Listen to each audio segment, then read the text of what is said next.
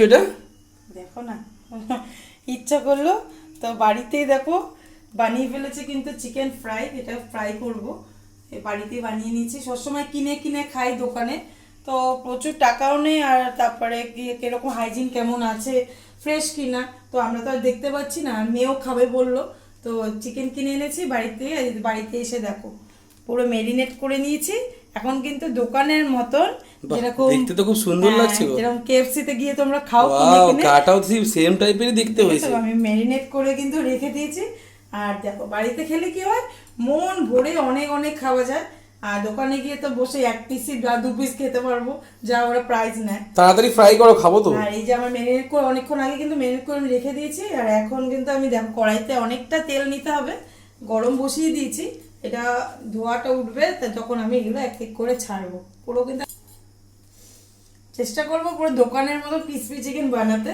তো চলো দেখা যাক হয় নাকি। এটা কিন্তু পুরো হিট হয়ে গেছে। এবার আমি চিকেনগুলোকে এক এক করে কিন্তু আমি ছেড়ে দিচ্ছি। কি সুন্দর লাগছে না, পুরো কিন্তু দোকানের মতন হয়েছে। এখন পুরো ফ্রাই হওয়ার পরে কিন্তু আরও বুঝতে পারবো। ডিপ ফ্রাই করতে হবে, আমি একদম লো ফ্লেমে রেখে দিয়ে কিন্তু এটা করছি। পুরো একদম চিকেন ফ্রাই হবে আজকে, আর তোমাদের সঙ্গে শেয়ার করবো।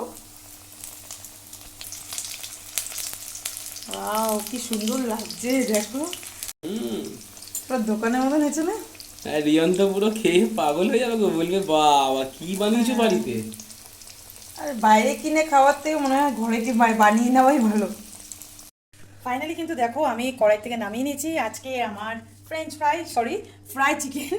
এই দেখো ফ্রাই চিকেন, দেখেছো একদম দোকানের থেকেও কিন্তু খুব ভালো হয়েছে, আর বাড়িতে বানানো একদম খুব সুন্দর একটা কালার আসছে, আর স্মেলটাও কিন্তু খুব দারুণ আসছে।